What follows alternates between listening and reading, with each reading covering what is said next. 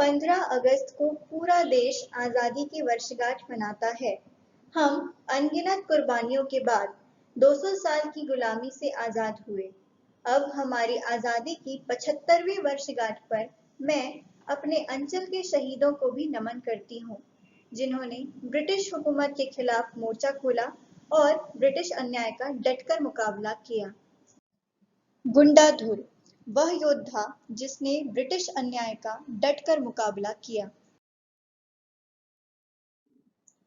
कौन है गुंडाधुर? गुंडाधुर का जन्म नेतनार, बस्तर के एक छोटे से गांव में हुआ था। वैसे तो इतिहास में एक रिबेलियन के तौर पर यह नाम दर्ज है। 1910 के दरमियान बस्तर में ब्रिटिश हुकूमत के लिए यह नाम खौफ का पर्याय था।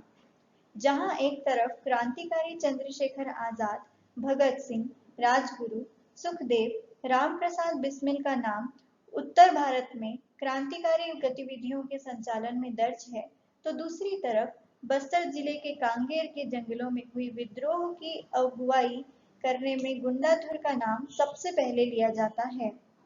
उनके साथी मूरत सिंह बख्शी, बाला प्रसाद नजीर तथा कलंदरी का नाम भी बड़े सम्मान से लिया जाता है। गुंडाधुर ने अपने 50 से ज्यादा आदिवासी लोगों के साथ 1910 में ब्रिटिश साम्राज्य से मुकाबला किया था और अंग्रेजों को बस्तर से खदेड़ने के हर संभव प्रयास किए। 1910 में बस्तर में हुए भूमकाल आंदोलन के नेताओं में गुंडाधुर ही एक ऐसे क्रांतिकारी थे जिसे अंग्रेजी सरकार जिंदा या मुर्दा पकड़ने में नाकामयाब रही। गुंडाधुर के बारे में अंग्रेजों की फाइल को इस टिप्पणी के साथ बंद कर दिया गया कि कोई यह बताने में समर्थ नहीं है कि गुंडाधुर कौन था। बस्तर में गुंडाधुर के बारे में अब भी किंवदंती प्रचलित है कि उसके पास चमत्कारिक शक्तियां थीं। वह मंत्र से अंग्रेजों की गोलियों को पानी बना देता था। सुपर हीरो जैसी इमेज वाले इस महान आदिवासी देशभक्त को बस्तर का रॉबिन हुड भी कहा जाता है। भूमकाल विद्रोह 1910 अंग्रेजी हुकूमत के खिलाफ किए गए 9 विद्रोहों को कुचले जाने से आदिवासी जनता बहुत गुस्से में थी। ऐसे ही समय 1891 में अंग्रेज शासन ने बस्तर का प्रशासन पूरी तरह अपने हाथ में लेते हुए तत्कालीन राजा रुद्र प्रताप देव के चाचा कालेंद्र सिंह को दीवान के पद से हटाकर पंडा बैजनाथ को बस्तर का प्रशासक नियुक्त कर दिया। लोकप्रिय दीवान कालेंद्र सिंह को पद से हटाया जाना आदिवासियों को नागवार गुजरा। दूसरी तरफ पंडा बैजनाथ के बनाए गए मास्टर प्लान के मुताबिक जगदलपुर का विकास करने के दौरान आदिवासियों पर अंग्रेजों ने जमकर जुल्म ढाए। अनिवार्य शिक्षा के नाम पर आदिवासियों के बच्चों को जबरन स्कूल में लाया जाना, सुरक्षित जंगल के नियम के तहत आदिवासियों को उनके ही जल जंगल जमीन से दूर किया जाना जैसे जुल्म और विरोध करने पर बेदम पिटाई व जेल में डाल देना, अंग्रेजों की ये नीतियां आदिवासियों को नागवार गुजरी। अंग्रेजों के खिलाफ इसी आक्रोश की आग को हवा देते हुए कालेंद्र सिंह ने मुरिया, मारिया और धुरवा आदिवासियों को सीधी लड़ाई के लिए तैयार किया और मारिया जनजाति के नेता बीर सिंह बेदार और धुरवा जनजाति के नेता गुंडाधुर को विद्रोह का नेतृत्व सौंप दिया। बहारियों के खिलाफ मूलवासियों का यही विद्रोह इतिहास में भूमकाल आंदोलन के नाम से प्रसिद्ध हुआ। एक उम्दा रणनीतिकार, नेता नार का युवा गुंडाधुर। राजा और अंग्रेज के खिलाफ गुंडाधुर ने अलग अलग जनजातियों से नेता चुनकर पूरे बस्तर को एक धागे में बांध दिया। इन नेताओं ने संगठन बनाए जो सभी जगह विद्रोह का नेतृत्व कर सके, जिसमें डेबरी धूर, सोनू माझी, मुंडी कलाकार, मुस्मी हड़मा, धानु धाकड़, बुधरू और बुटलू थे, जो गुंडाधुर के विश्वसनीय थे। इन्होंने गांव-गांव जाकर लोगों को एकत्रित किया। विरोध चिन्ह के रूप में डारा मिरी को उपयोग किया गया, जिसमें आम की टहनी पर लाल मिर्च को बांध दिया जाता था। जनवरी 1910 में ये सारे संगठन सक्रिय हो चुके थे। 2 फरवरी 1910 को पुष्पाल के बड़े बाजार में बाहरी व्यापारियों को मारा गया। 5 फरवरी को पूरा बाजार लूट लिया गया और आदिवासियों में बंटवा दिया गया। गुंडाधुर ने ऐसे बहुत बाजार को लुटवाकर बंटवा दिया। 13 फरवरी तक लगभग दक्षिण पश्चिम बस्तर गुंडाधुर के समर्थकों के कब्जे में थी। नेता नार का एक साधारण युवा अद्भुत संगठनकर्ता सिद्ध हुआ। ये बात अंग्रेजों तक पहुंच चुकी थी। अंग्रेजों में सैन्य टुकड़ी के साथ कप्तान गेयर को राजा और दीवान की मदद के भेजा। राजा पंडा बैजनाथ और गेयर ने सभी आदिवासियों को शांत करने की नीतियां बनाई। 22 फरवरी को एक विरोध में 15 मुख्य क्रांतिकारी नेता गिरफ्तार किए गए, परंतु अंग्रेज सैनिक गुंडाधुर को पकड़ना छोड़ उनका चेहरा भी नहीं देख पाए। कप्तान गेयर को गुंडाधुर के साहस का अनुमान हो गया था। गेयर ने बस्तर की माटी की कसम करते हुए सारे अत्याचार को खत्म करने की घोषणा की, जो अंत में एक निकला, ताकि वे गुंडाधुर और उनके समर्थक को पकड़ सकें। इसके बाद विद्रोह और बढ़ गया। महीनों तक गुंडाधुर ने हर छोटी बड़ी लड़ाइयों को नेतृत्व खुद किया। गेयर ने गुंडाधुर को पकड़ने के कड़े निर्देश दिए। यह लड़ाइयों का क्रम काफी दिनों तक यूं ही चलता रहा। करीब 14-15 लड़ाइयों में विजयी होने के बाद गुंडाधुर ने कप्तान गेयर पर हमला किया और गेयर छिपकर भाग निकला। राजा, अंग्रेज, दीवान और अंग्रेजी सैनिक गुंडाधुर के नाम से कांप उठते थे। पहली बार महीनों तक किसी आदिवासी ने अंग्रेजी रणनीतियों को भेदते हुए अपना परचम लहराया था। 24 मार्च 1910 को गुंडाधुर और उनके समर्थक नेता नार में सारे लड़ाइयों का उत्साह मनाने के लिए एकत्रित हुए। सोनू मांझी, जो गुंडाधुर के विश्वसनीय थे, उसे अंग्रेजों ने पैसे और सत्ता के लालच में खरीद लिया था। सभी आदिवासी युद्ध से थक चुके थे।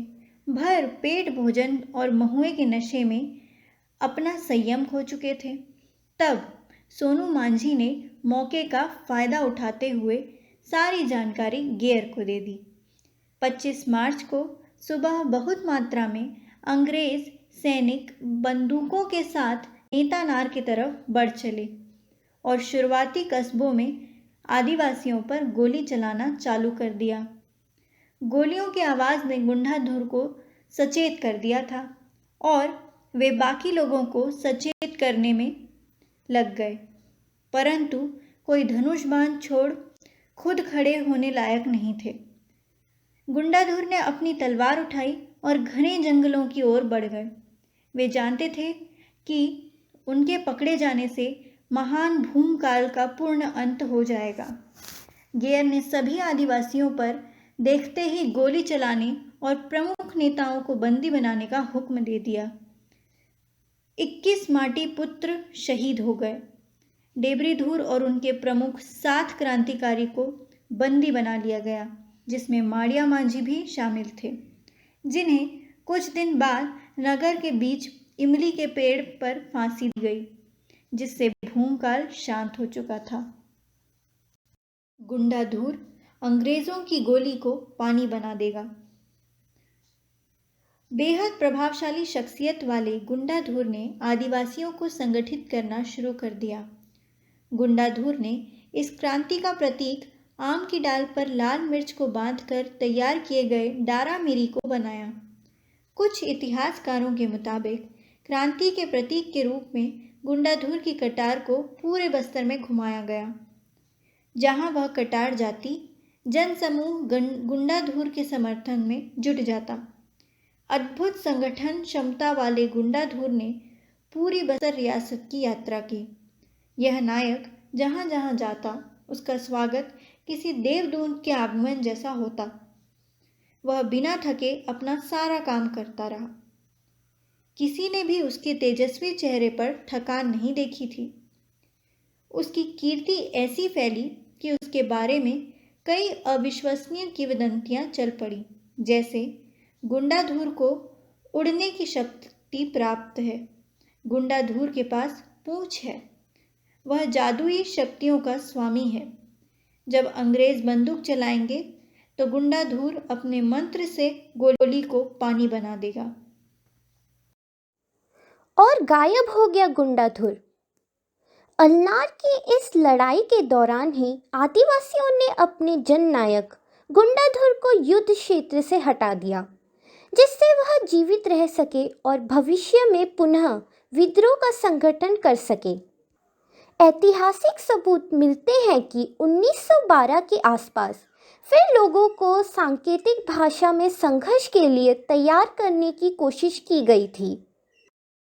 गौरतलब है कि 1910 के विद्रोही नेताओं में गुंडाधुर ही ना तो मारा जा सका और ना ही अंग्रेजों की पकड़ में आया।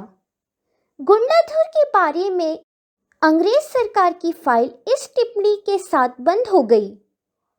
कोई यह बताने में समर्थ नहीं है कि गुंडाधुर कौन था।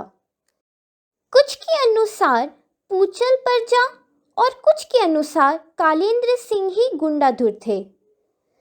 बस्तर का यह जननायक अपनी विलक्षण प्रतिभा के कारण इतिहास में सदैव महत्वपूर्ण स्थान प्राप्त करता रहेगा। क्या हुआ भूमकाल की शांति के बाद? इन सारी घटनाओं के बाद कालेंद्र सिंह के मित्रों ने आदिवासियों के साथ मिलकर अंग्रेजों के साथ संधि की, जिसमें अवैध घुसपैठ, आदिवासियों पर अत्याचार का अंत और बस्तर की भूमि पर शांति की स्थापना थी, जो गुंडाधुर का स्वप्न था। 1910 के इस महान घटना में ना गुंडाधुर मारे गए ना पकड़े गए। अंग्रेजी फाइल यह कहकर बंद कर दी गई कि कोई बताने के समर्थ नहीं है कि गुंडाधुर कौन और कहाँ है। बस्तर के जंगल के चीखते सन्नाटे आज भी अपने पुत्र गुंडाधुर का इंतजार कर रही हैं। वर्तमान के छत्तीसगढ़ में गुंडाधुर स्मृति में साहसिक कार्य एवं खेल क्षेत्र में उत्कृष्ट प्रदर्शन के लिए गुंडाधुर सम्मान स्थापित किया गया है और इसी के अंतर्गत गुंडाधुर सम्मान 2020-21 में कुमारी आक्षी कश्यप को बैडमिंटन खेल के लिए सम्मानित किया गया एवं गुंडाधुर सम्मान 2019-20 में श्री दीपेश कुमार सिन्हा जी को वॉलीबॉल खेल के लिए सम्मानित किया गया। धन्यवाद। आपका दिन शुभ हो।